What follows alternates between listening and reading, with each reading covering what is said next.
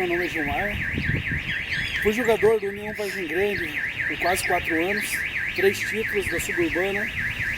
E estamos aqui no canal do Jorge Brasil, um dos grandes craques que jogou no Internacional. A gente vai falar um pouquinho hoje sobre o futebol.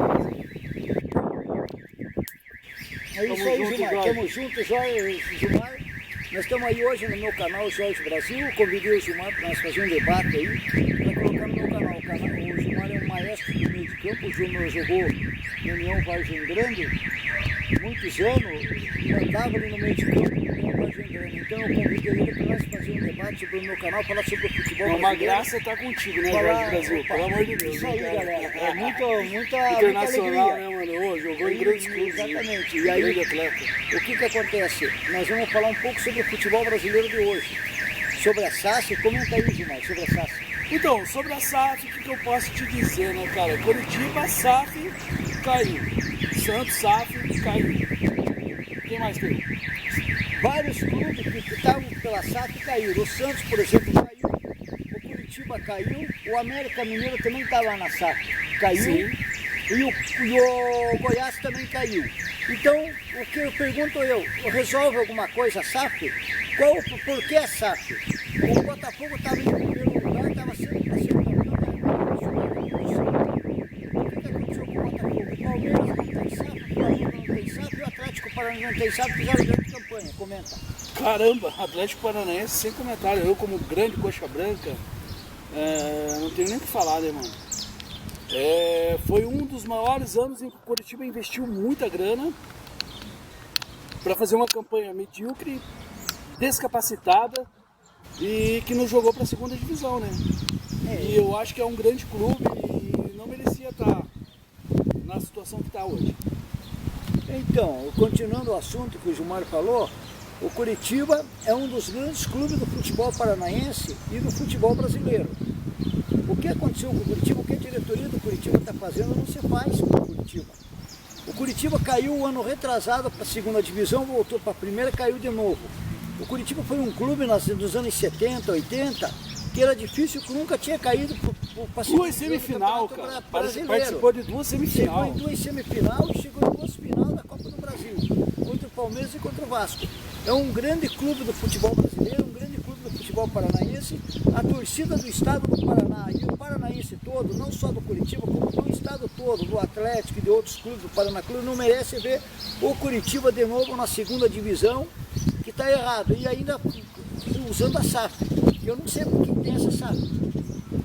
Agora eu vou te fazer uma pergunta, Jorge Brasil, você que é um grande brother meu, cara, o Petralha sendo um dos maiores dirigentes hoje, cara, destacado, puta que pariu, foguete não tem ré, caralho, mano, o cara é gigante, mano, como presidente. Por que esse cara hoje não administra a CBF, irmão? Então, mas o Petralha tem chance no futuro de ir para a CBF, tem chance, para o futuro. Agora não, porque a CBF é uma coordenação de muita gente ali. Entra um, sai outro, é como se fosse assim, no início do descobrimento do Brasil. Capitanias hereditárias, a CBF tem capitanias hereditárias, sai o pai, entra o filho, sai o filho, entra o sobrinho, sai o sobrinho, entra o avô. Para terminar a capitania hereditária da CBF, isso aí demora um pouco, então o Petralha tem que esperar, mas o Petralha merecia estar na CBF. Porque o Petralha está fazendo uma grande campanha, sempre fez no Atlético Paranaense, eu sempre fui petralista porque eu gosto do trabalho dele. O Petralha foi para os Estados Unidos, já vendeu as ações do Atlético, uma boa parte. O Atlético tem 50% das ações vendidas para os Estados Unidos. Agora vamos ver, cabe ao Petralha fazer um grande clube de futebol para 2024, quando o Atlético, em 16 de março de 2024, fecha 100 anos de história. Para ver se nesses 100 anos de história, pelo menos o Petralha e a diretoria do Atlético dão um título de grande importância para o Atlético, um bicampeonato brasileiro, uma Libertadores, um tricampeonato da Sul-Americana. Porque assim, a torcida do Atlético é uma das torcidas que, principalmente os fanáticos, que merece isso aí, porque desde que eu me conheço por gente, desde que eu me conheço por atleticano e desde que eu me conheço no futebol, eu nunca vi a torcida do Atlético arredar o pé do estádio, ela briga, ela vai até o fim. Então merece um título importante desse do Petralha. Eu, como bom coxa branca, cara, eu te falo o seguinte, cara, a nossa administração hoje, no Curitiba, tipo assim, cara, temos uma SAF hoje, fizemos um dos maiores investimentos, cara, do futebol brasileiro. para cair para a Série B. Eu acho isso, cara, um infortúnio do tamanho, sei lá, do planeta, cara, com um bom coxa branca falando, entendeu? Só que assim, cara, tipo assim, se vocês hoje são o que são, eu acho que foi devido ao coxa, cara. Porque nós metemos um 5-1 dentro da arena da Baixada, que o Petralha quebrou tudo. E o cara falou, daqui de hoje em diante nós nunca mais vamos passar vergonha. Eu acho que falta isso, essa vergonha na cara dos dirigentes coxa branca, de falar o mesmo. Pô, cara, se você olhar o sub-16, 17, 18, 19, 20, 21, nós foi sempre campeão paranaense. Então, cara, Coritiba, porra, o Coritiba levantou o Atlético. Lembra aquele 5-1 dentro da arena? O Petralha quebrou tudo, pô. Na verdade é assim, é a Males que vem também. Naquela Atletiba, o presidente do Atlético era o Hussein Strein. Ele era um libanês, é um libanês, agora ele está na diretoria do Atlético. Ele assumiu como presidente, mas como presidente ele não serve, ele não prestava para ser presidente. Porque você sabe que o maior clássico do futebol paranaense do Brasil é o Atletiba. Isso. O Curitiba não pode dar trégua para o Atlético e o Atlético não pode dar trégua para o Curitiba. O Curitiba pode estar sendo rebaixado, meu irmão, mas se tem um Atletiba ali, ó, o Curitiba dá o sangue. Esse clássico é uma briga depois. É uma briga como o Grenal, é uma briga como o Fla-Flu, é uma briga como o Bavi. O engraçado... O presidente do Atlético... Não. O engraçado é que o Curitiba pode estar ruim, então, pode ser uma merda de time, pode ser uma merda de contratação, mas quando joga com o Atlético, meu irmão, aparece raça do inferno. Não, no Atletiba e nós ganhamos jogos. Como que o presidente do Atlético aceita jogar no campo do adversário, abaixar a rédea por Curitiba, que é o maior rival do Atlético, e é ficar mansinho? Mas é que o Atlético já não aceita mais o Curitiba como rival. Espera aí, não é. O problema é que ele não entende de futebol, o Hussein Strike. Ele é um cara amigável, ele quer viver amigável. E amigável não existe no futebol, principalmente aquele time. É que o grande problema do Curitiba é que no campeonato inteiro, cara, com 38 partidas, ele só quer ganhar do Atlético. Ele só quer ganhar do Atlético. O cara vai dar tela, como que o cara vai dar tela pro adversário, sabendo que é o maior clássico do futebol paranaense e do futebol brasileiro? O Curitiba, o Atlético não liga pra essa merda. Se aproveitou e botou 5-0 no Atlético. Agora, o Curitiba acha que pra alegrar a torcida do Coxa, como eu sou torcedor, ganhar o Atletiba basta. É que é clássico, né? Porra, mas... O Curitiba ganhou do Atlético. Mas o Atlético não liga mais pro clássico, mano. Ele não liga se mais. O Curitiba ganhar do Atlético é a mesma coisa que ser campeão do mundo. O Curitiba é tudo ganhar do Atlético. A torcida do Coxa pode perder para todo mundo, mas não quer perder pro Atlético.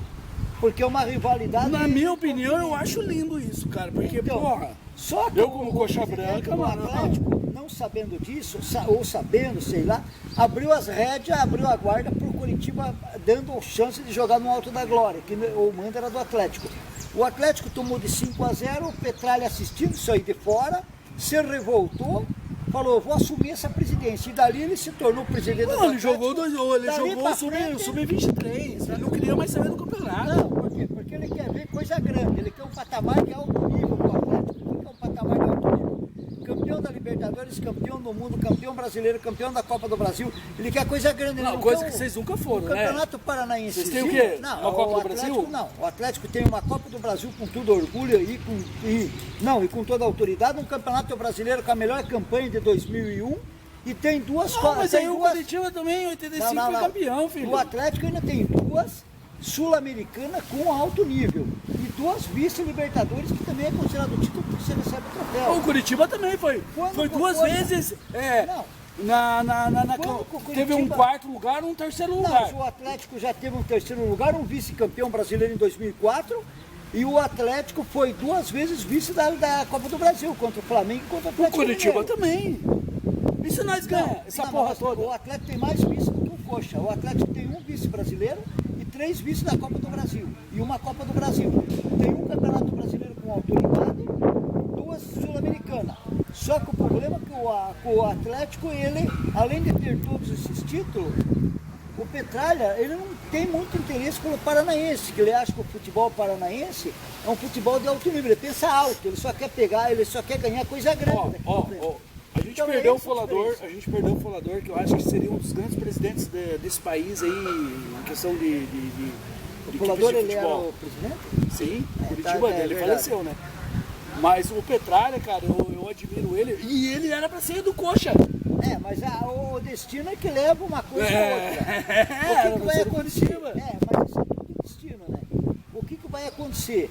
O Curitiba, nos anos 70 e 80, teve um grande esquadrão, ganhou tudo, foi ex-campeão paranaense, ganhou tudo que é tipo de título no estado.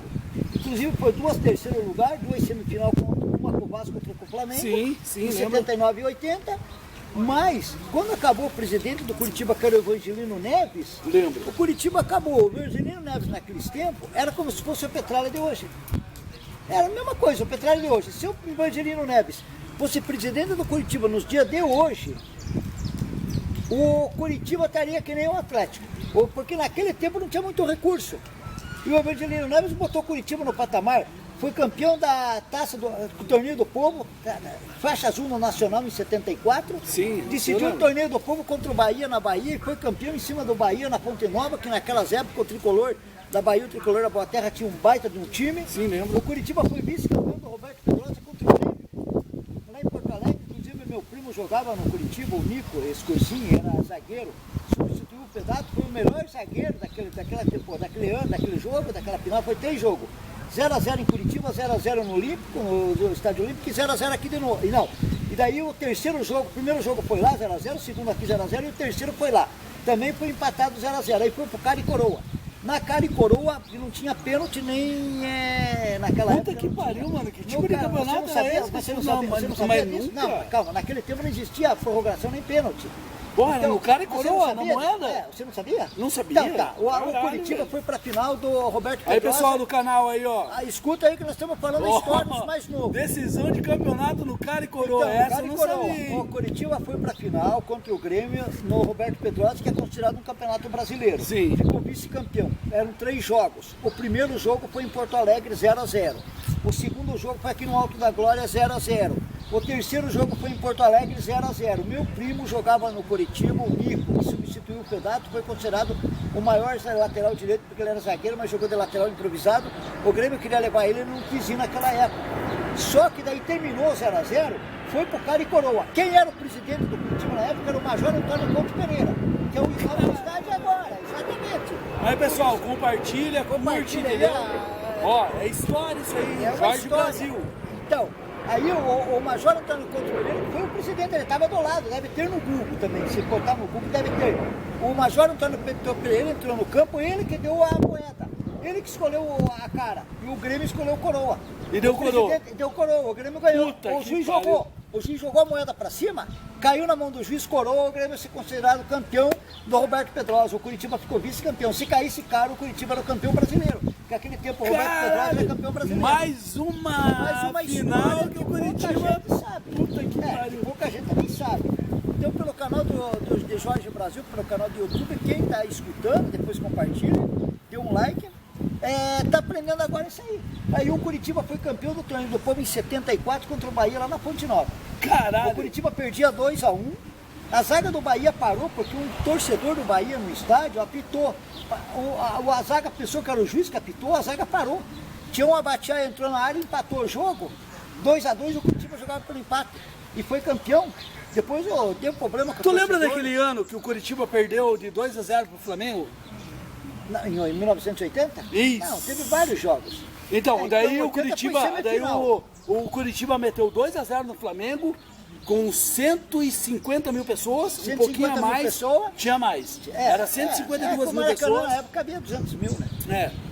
Aí o Curitiba ganhava de 2x0, até os 30 e alguma coisa do primeiro tempo. Exatamente, o Flamengo acabou virando o jogo. Não, ele virou no primeiro tempo. Exatamente. No segundo tempo ele fez mais um 4x2 e o Luiz Freire fez um gol bem no finzinho, o terceiro gol ficou 4x3. Mas o que acontece? O Curitiba já entregou os pontos aqui, porque quando jogou a primeira aqui já tinha perdido 2x0, então já foi meio abatido lá pro Maracanã. Tava 2x0, mas é difícil jogar com o Flamengo, o Maracanã cheio. 150 mil pessoas. Não, mas fez 2x0 no primeiro tempo. Mas um time do Flamengo é daquele com Leandro, Atílio, Andrade, é duro. O Curitiba encarou mano a mano um Flamengo dentro do Maracanã, né? Metendo 2x0 até. 2x0. O único erro do Curitiba foi perder a primeira aqui no Campo do Coxa, aqui no Alto da Glória. Se tivesse pelo menos empatado a primeira. Já pensou, olha só, nós estamos falando de 3 semifinais que o Curitiba chegou no Brasileirão. Se ganha as 3, mais 85, mais 2 Copas do Brasil, caralho, o Curitiba tem história. tava de longe. Não, o Curitiba tem história, como o Atlético está fazendo história agora. O Curitiba já teve história há muito tempo. O Curitiba foi campeão do Torneio do Povo e faixa azul no Nacional em 74. O Curitiba foi vice-campeão do Roberto Pedrosa contra o Grêmio e perdeu no cara e coroa. O Curitiba foi ex-campeão paranaense em seguida, perdeu em 77 para o Maringá, aqui para o Grêmio de Maringá, perdeu lá 2-1, empatou aqui, o Grêmio de Maringá foi campeão paranaense. Sim. Tirou a hegemonia, depois ganhou 78 do Atlético de volta e ganhou 79 do Colorado. 2-0, gol do Carlos Eduardo e gol do Luiz Freire no finzinho do jogo, no passe do Aladim. Então o Curitiba tem história, porque a nível de futebol paranaense, naqueles anos, o campeonato dos estados, o gaúcho, paranaense, paulista, valia muito.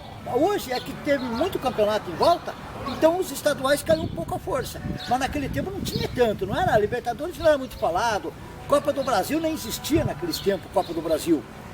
Então esses outros campeonatos que estão correndo à parte, hoje existem. Então os campeonatos estaduais dão uma caída, mas naqueles tempos estaduais era importante, quem ganhava ficava feliz. Então o Coxa ganhou 6 em seguida, depois perdeu 77 e ganhou mais 2. O Curitiba tinha um time em alto nível, e time grande, time de jogador de alto nível. Pescuma na zaga, Pescuma, Di, Nico, Nilo na lateral esquerda, Hermes, Jairo no gol, foi um dos grandes goleiros dos anos 70. Que não foi convocado para não foi porque daí, você sabe, que é que nem eu falei, o Brasil tinha as capitanias limitadas. Da mesma forma que o Alex não foi, né? O Alex também não foi. O futebol brasileiro... O Alex não foi por causa do Luiz Felipe. Exato. O que é o futebol brasileiro? Capitanias hereditárias. Eles vão pondo de pai para filho no Rio de Janeiro. Eles escolhem só jogadores do Rio de Janeiro e São Paulo. Hoje em dia, o futebol do Paraná, eles estão convocando, mas naqueles tempos, porque a panelinha é muito grande entre Rio e São Paulo. Eles não trazem, você pode jogar o que você for aqui, eles vão olhar lá. Tá, pro pessoal do Paraná. O Paraná que foi um dos grandes clubes dos anos 90. Ah, o Paraná Clube. Cara, quanto jogador foi revelado ali, né? Pois é.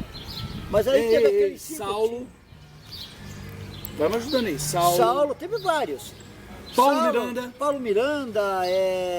Teve muitos aí que a gente. O Ricardinho, puta e que outros pariu. tantos aí. Ricardinho jogou no Corinthians, é ídolo. O Caio Júnior também. O Caio Júnior morreu no Então, o Caio Júnior, aí o que acontece? Da Chape. O Paraná Clube foi mal administrado. Administraram errado o Paraná Clube, jogaram o dinheiro fora, gastaram como não podiam, gastaram errado. O Paraná Clube. Me conta sobre aquele negócio da presidência lá. Como assim? Do acordo dos 3, presidente, vice e o diretor. Eu não entendi. Do que jeito? Como assim? Aquele que você me explicou. Teve uma reunião em sala fechada. Ah não, mas isso aí não dá pra eu não posso falar mesmo. Ah, não dá pra falar. Galera, vamos se despedir aqui. Então dá um abraço, galera. Jorge Brasil, Gilmar, União Vargem Grande no peito, Coxa Branca. Aqui, Coxa Branca, jogou no União Vargem Grande. Fica um mistério aí, tá? Mas vai ficar para próximo vídeo aí. Pro próximo vídeo, um like para ir pro canal do YouTube, galera. Um abraço. E um abraço para todos.